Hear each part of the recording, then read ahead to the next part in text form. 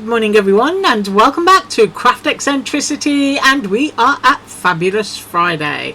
Yes we are. First of all, before I forget, I want to explain the image that I used in my video yesterday, which was all of those lovely pretty flowers.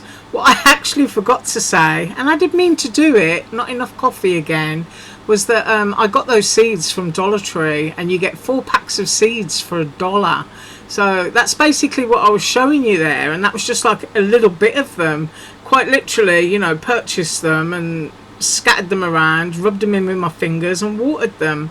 So just wanted to show you that they actually work. So that's the explanation for my video image yesterday. Right, so today we're doing Panalisa again, and I'd like to thank and welcome all the new subscribers to my channel. Yes, I would. So please hit the like, subscribe and share if you want to. It helps the algorithm apparently find your videos. Right, so what are we using? We're going to be using this particular sheet from the vintage pack from Panalisa. All of these are linked below the video, and I don't know what flower that is. It might be helichrysum, I'm not sure, but it's just so pretty. And I'm going to cut it in half. Now these sheets can just be folded, and you can create signatures and make a little journal if that's what you want to do. So you know, you kind of printed front and back, and then because you get 3 sheets of each design, you can then fold your other one the other way so that you're printed on the inside and glue them together like that if you want to. But the die that we're using today is the nest die, and this comes with a little bunching of leaves and 3 eggs, and you can just run them through as many times as you want to. Now, to assist me with that, I'm going to be using some of my Distress Oxide in speckled egg. I'm going to be using one of my sanding discs that fits onto your blender, and that is from AliExpress. I think they come in a pack of 20, and I did share them in a haul a few weeks ago. I'm going to be using some of my Alina Craft tape if I need it. I'm going to be using one of my little stencil blendy brushes. I hope my camera's not too blurred. And these are also actually from the same store as these. They do great prices on inking tools. And I'm also going to be using a little bit of glue. Right, I've got my scissors on my desk, so what I'm going to do is I'm going to do some chopping and die cutting, and I'm going to be right back. Right, so I've done all that, and I've decided to cut 2 of the bases and 2 of the tops.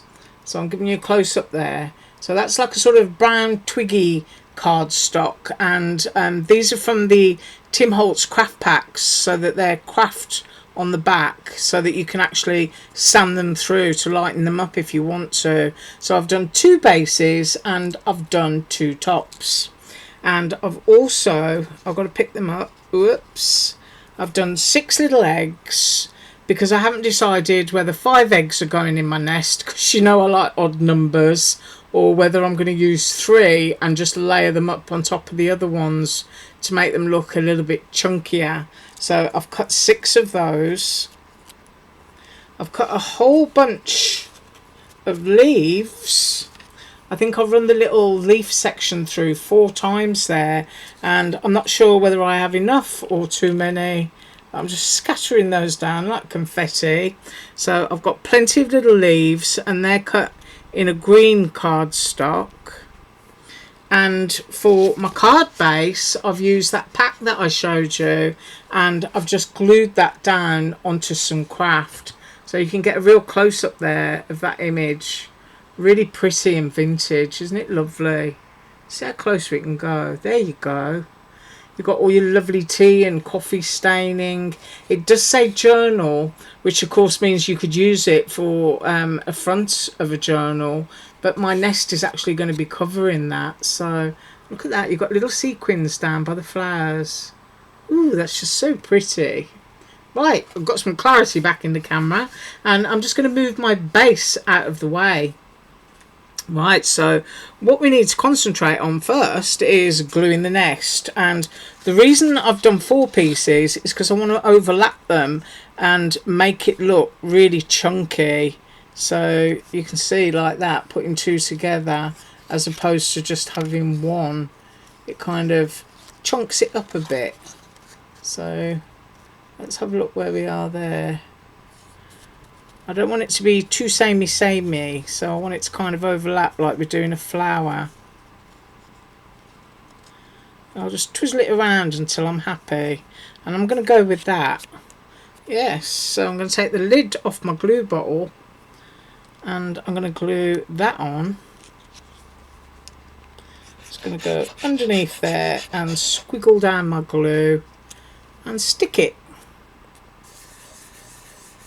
That obviously is going to take a couple of minutes to dry. And then with these, I want to do the same. And the reason I'm not gluing them on top yet is because I want to be able to sand them. So I'm going to overlap these so that it looks nice and full. I'm just going to hold it in place with my hand while I just dot some bits of glue around on that side and stick it down. And then I'm going to lift up and do the same on this side. Don't worry about, you know, getting glue onto every single piece, because it's quite nice when you can fluff bits up. So I'm going to let those dry and I will be right back. Right, so I think those are sufficiently dry, and the next thing I want to do is pop a few of my leaves on, and I'm pretty sure that I've got enough leaves, so I'm just dotting my glue on where I'm going to have them.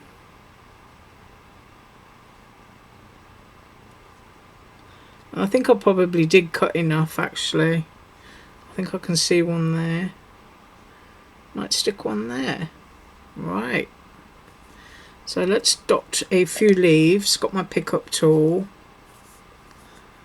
And I'm going to go there. This would make a fabulous tag, because you could punch a hole in it afterwards too. It would make a really nice little ornament on a tree as well, especially for Christmas. Have you ever seen those little glittered bird's nests? And they're all sort of like glittered up with mica and all sorts of lovely stuff. German glass glitter. That would look really pretty. So quite literally just dot your leaves about. I'm going to go for another smaller one there. I'm going to swizzle that one slightly. Give it a press. I've got a few little ones I can put in. Let's have a look at that. Oops. And I'm going to have... No, I'm going to put a little one in there, I think. So let's find a little one.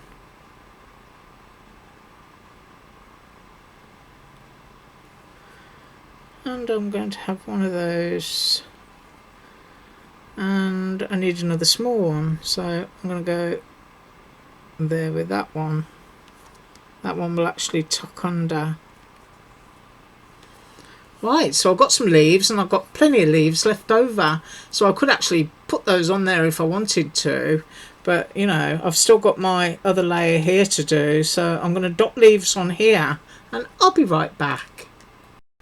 Okay, so I'm hoping that my leaves are now dry enough that I can do a little bit of sanding.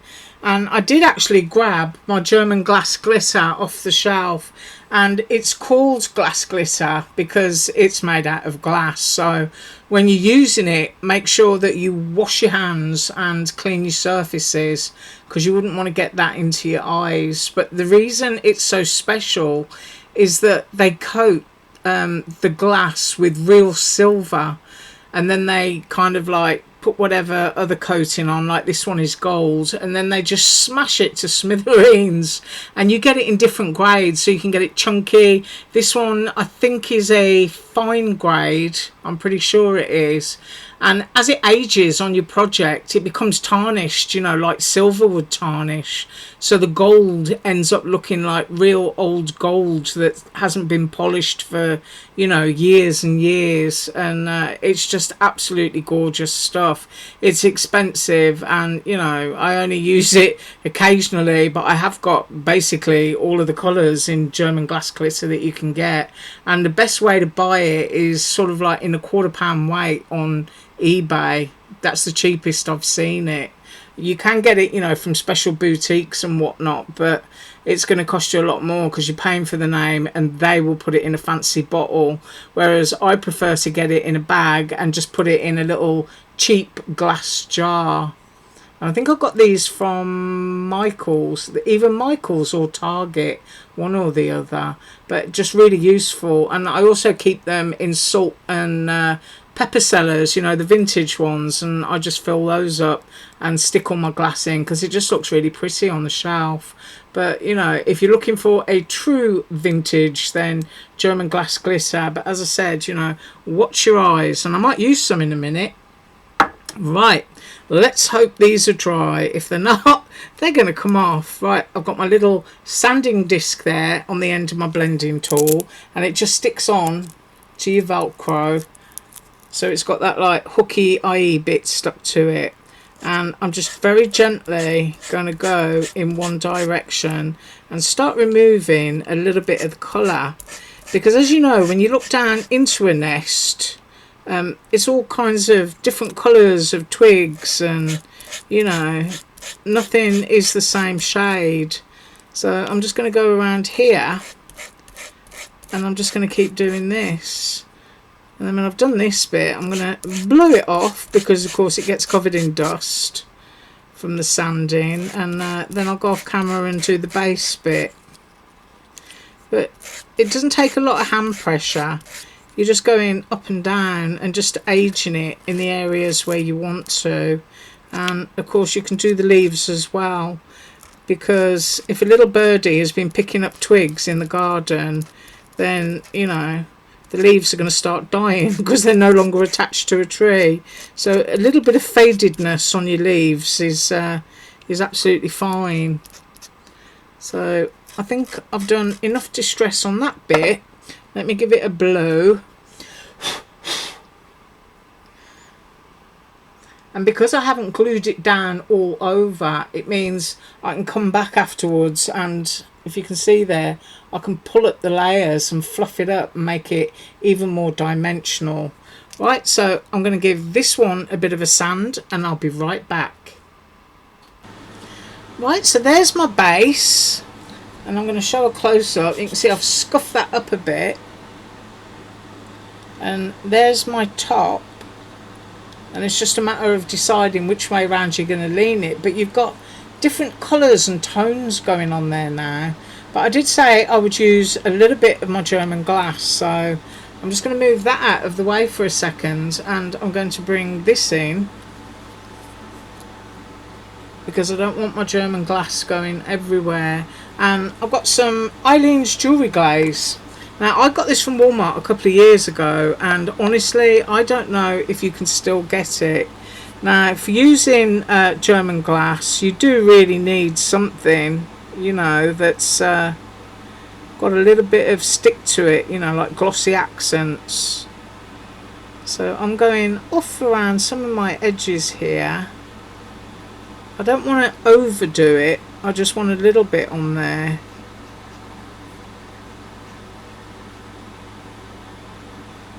And this is where, you know, you can use dies like this as Christmas decorations, because you can just sparkle them up. Right, I think I'm going to go there like that. So I'm just going to put my lid back on, and then I'm going to get the lid off my glass glitter. You can hear it, look, it gets all trapped in there, and it just sounds really gritty. Quite literally like you're grinding glass. I'm going to put that down, and I do try to put my leftovers back into my bottle. kind of want enough just to catch that.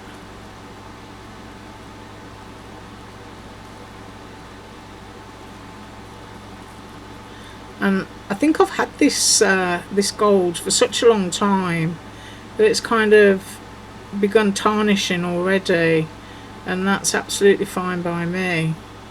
Right, I think I've got all my sticky bits done there.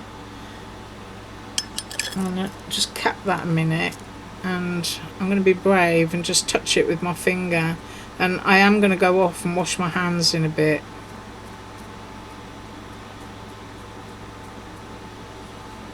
Right, so I'm going to move that piece over actually. Squash that down onto there. Ooh, that's actually a bit that's chunked up all on its own. I quite like that. I'll keep that and put that back. I can see I missed a little spot there. That's it. Right, so let's let that dry for 10 minutes and I'll tidy up my mess and come back. Right, so that is almost dry, so I'm going to stick my top nesty bit to my bottom nesty bit. So I need to pick this up. I'm just going to turn it over gently, and I can see all the areas here where I can pop some glue. Now I'm not doing it all over because, as I said, I want to be able to get my hands underneath it and kind of fluff it up afterwards.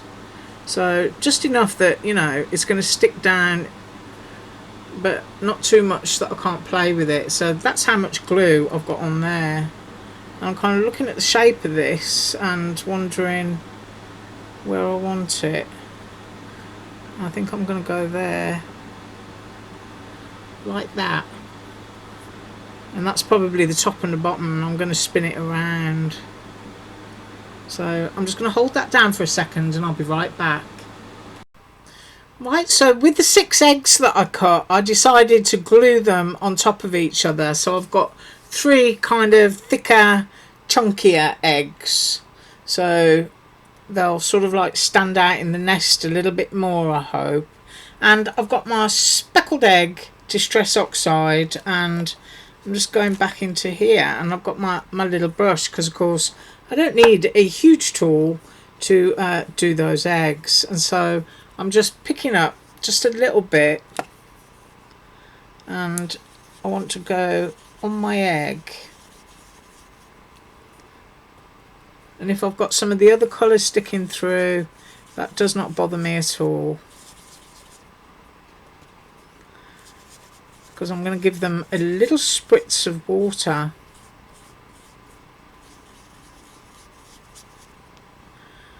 Right, so those are coloured up in the speckled egg, and of course when they're dry I'll be able to pick them up and show you. But I'm just going to let those dry for a couple of seconds and I'll be right back.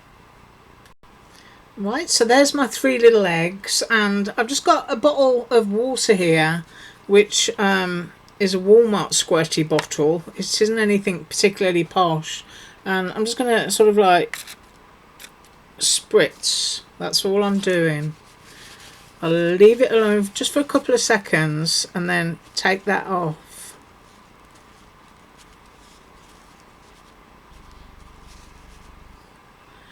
And that will sort of like speckle them up a bit as it's drying. Right, so now it's time to tidy up my mess and I'll be right back. Right, so as I said before, when I only glued it in a few places, it was so I could get my fingers underneath and, you know, kind of make this a little bit more dimensional. So just pull away in the areas where you haven't glued it down and just try and lift it a little bit so that you're building your little nest. And it's just a little bit more fun, I think. So I hope you can see that. You've got a little bit of gaps and things where it's been pulled away. And now we've got the card base. I'm just going to move these over to here. We've got the card base that we did before.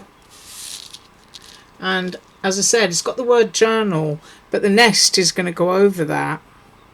and it's going to leave a space for a sentiment here.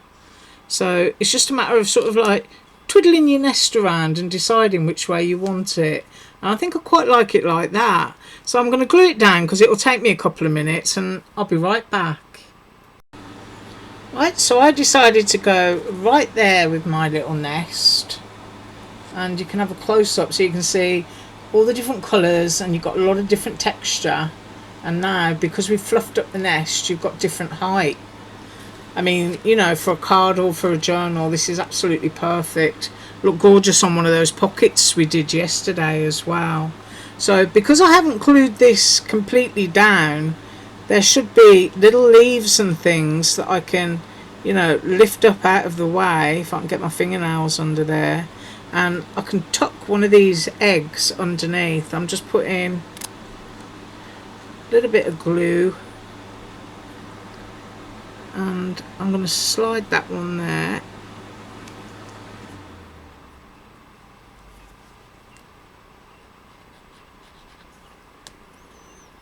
Got some glue on this one, and I'm going to go under there with that.